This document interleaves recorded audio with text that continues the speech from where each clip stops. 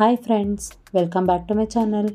ಬನ್ನಿ ಇವತ್ತು ಒಂದು ಟೇಸ್ಟಿ ಆದಂತಹ ಹಾಗೆ ಸಿಂಪಲ್ ಆದಂತಹ ಬ್ರೆಡ್ ಟೋಸ್ಟ್ನ ಮನೇಲೇ ಹೇಗೆ ಬೇಗ ಮಾಡ್ಕೊಳ್ಳೋದು ಅಂತೇಳಿ ನೋಡೋಣ.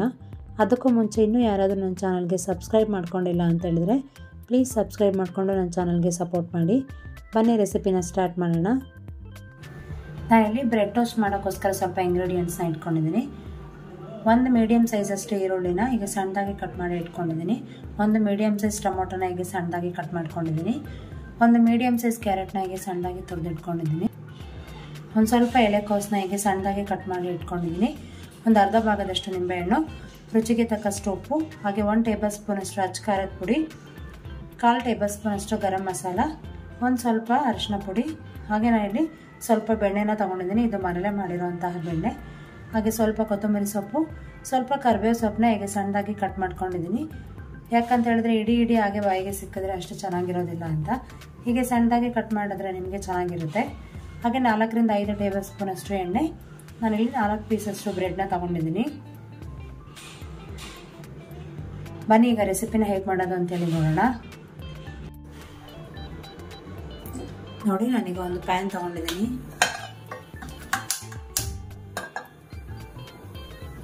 ಪ್ಯಾನ್ ಸ್ವಲ್ಪ ಬಿಸಿ ಆಗಲಿ. ನಾನಿಲ್ಲಿ ಎಣ್ಣೆ ಇಟ್ಕೊಂಡಿದ್ದಾನೆ, ಎಣ್ಣೆನ ಹಾಕೊಳ್ಳೋಣ.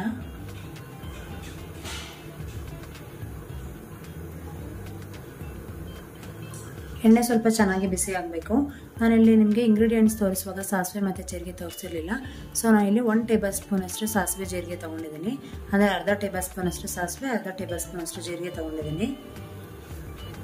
ನೋಡಿ, ಎಣ್ಣೆ ಚೆನ್ನಾಗಿ ಬಿಸಿಯಾಗಿದೆ ಅಲ್ವಾ. ಸೊ ಈಗ ಸಾಸಿವೆ ಜೀರಿಗೆ ಎರಡನ್ನು ಹಾಕ್ಕೊಳ್ತೀನಿ. ತಕ್ಷಣ ನಾನಿಲ್ಲಿ ಕರ್ಬೇವಿನ ಸೊಪ್ಪನ್ನ ಹಾಕ್ಕೊಳ್ತೀನಿ. ನಂತರ ಈರುಳ್ಳಿನ ತುಂಬ ಹೊತ್ತು ಫ್ರೈ ಮಾಡೋದೇನು ಬೇಡ, ಲೈಟಾಗಿ ಫ್ರೈ ಮಾಡಿಕೊಂಡ್ರೆ ಸಾಕಾಗುತ್ತೆ. ತುಂಬ ಟ್ರಾನ್ಸ್ಪರೆಂಟ್ ಆಗೋವರೆಗೂ ಏನು ಫ್ರೈ ಮಾಡೋದು ಬೇಡ. ನೆಕ್ಸ್ಟ್ ಇದಕ್ಕೆ ಕಟ್ ಮಾಡಿ ಇಟ್ಕೊಂಡಿದ್ವಲ್ಲ ಆ ಟೊಮ್ಯಾಟೋನ ಹಾಕ್ಕೊಳ್ಳೋಣ. ಇದನ್ನು ಅಷ್ಟೇ ಲೈಟಾಗಿ ಫ್ರೈ ಮಾಡ್ಕೋಬೇಕು. ತುಂಬ ಸ್ಮ್ಯಾಶ್ ಆಗೋವರೆಗೂ ಎಲ್ಲ ಫ್ರೈ ಮಾಡ್ಕೊಳ್ಳೋದು ಏನು ಬೇಡ.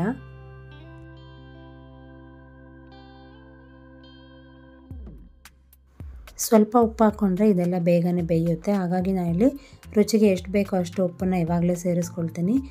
ಎಲ್ಲ ಸೇರಿಸ್ಕೊಂಡು ಎಲ್ಲನೂ ಚೆನ್ನಾಗಿ ಮಿಕ್ಸ್ ಮಾಡ್ಕೊಳ್ಳಿ. ಸೊ ಎಷ್ಟು ಸಾಧ್ಯ ಆಗುತ್ತೋ ಅಷ್ಟು ನೀವು ಎಲ್ಲ ತರಕಾರಿಗಳನ್ನೂ ಸಣ್ಣದಾಗಿ ಕಟ್ ಮಾಡಿಕೊಂಡು ಹಾಕಿ. ರುಚಿ ತುಂಬಾ ಚೆನ್ನಾಗಿರುತ್ತೆ. ಹಾಗೆ ನೀವು ಇಲ್ಲಿ ಕ್ಯಾಪ್ಸಿಕಮ್ ಕೂಡ ಹಾಕ್ಕೋಬೋದು. ನಾನಿಲ್ಲಿ ಹಾಕಿಲ್ಲ, ನಿಮಗೆ ಇಷ್ಟ ಇದ್ದರೆ ನೀವು ಕೂಡ ಅದನ್ನ ಆ್ಯಡ್ ಮಾಡ್ಕೋಬೋದು. ಸೊ ಈಗ ನಾನು ಕ್ಯಾಬೇಜ್ ಅಂತ ಹೇಳಿದ್ರೆ ಎಲೆಕೋಸನ್ನ ಆ್ಯಡ್ ಮಾಡ್ತೀನಿ.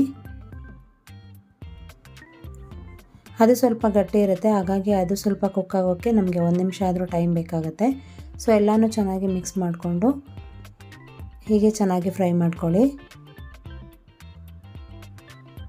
ನಂತರ ಇದಕ್ಕೆ 1 ಕಪ್ಪಷ್ಟು ಕ್ಯಾರೆಟ್ ಇಟ್ಕೊಂಡಿದ್ವಲ್ಲ ಅದನ್ನು ಕೂಡ ಇದಕ್ಕೆ ಹಾಕ್ಕೊಂಡು ಚೆನ್ನಾಗಿ ಮಿಕ್ಸ್ ಮಾಡ್ಕೋಬೇಕು.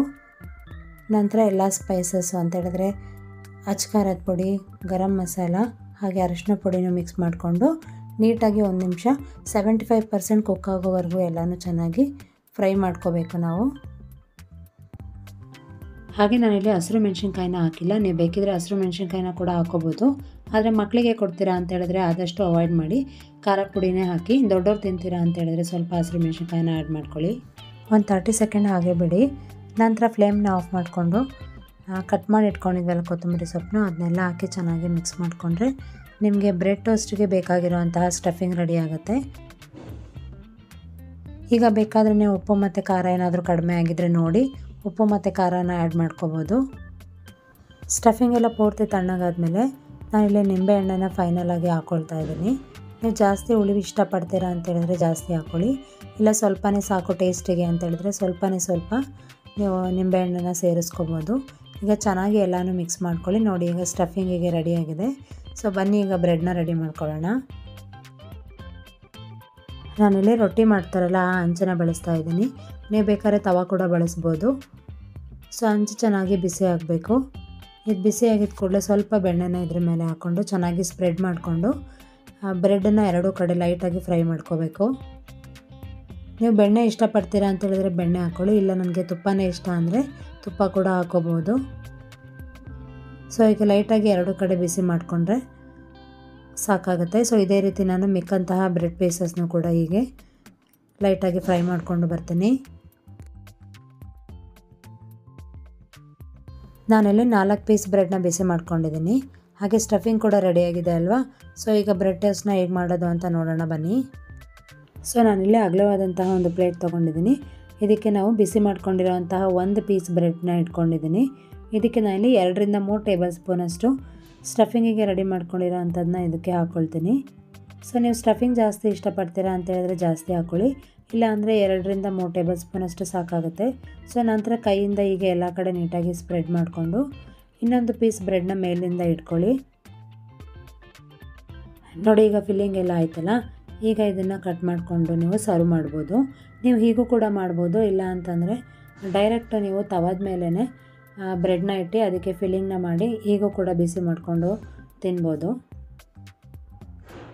ನೋಡಿ ಎಷ್ಟು ಚೆನ್ನಾಗಾಗಿದೆ ಅಂತೇಳಿ ಫಿಲ್ಲಿಂಗ್ ಎಲ್ಲ.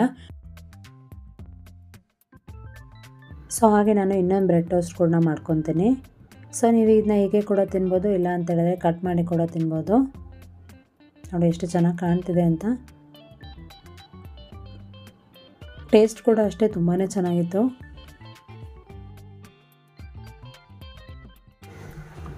ನೋಡಿ ಬ್ರೆಡ್ ಟೋಸ್ಟ್ ಎಷ್ಟು ಚೆನ್ನಾಗಾಗಿದೆ ಅಂತೇಳಿ. ಸೊ ಈವ್ನಿಂಗ್ ಸ್ನ್ಯಾಕ್ಸ್ಗೆ ತುಂಬ ಮಾಡಿಸಿದಂತಹ ರೆಸಿಪಿ ಅನ್ಬೋದು. ಹೀಗೇಗೋ ದಸರಾ ಹಾಲಿಡೇ ಸ್ಟಾರ್ಟ್ ಆಗ್ತಿದೆ ಅಲ್ವಾ, ಮಕ್ಕಳು ಮನೆಯಲ್ಲೇ ಇರ್ತಾರೆ, ಅದು ಇದು ಕೇಳ್ತಾ ಇರ್ತಾರೆ ಅನ್ನೋವಾಗ ನೀವು ಈ ಥರ ಸಿಂಪಲ್ ರೆಸಿಪಿನ ಈವ್ನಿಂಗ್ ಸ್ನ್ಯಾಕ್ಸ್ಗೆ ರೆಡಿ ಮಾಡಿ ಕೊಡ್ಬೋದು.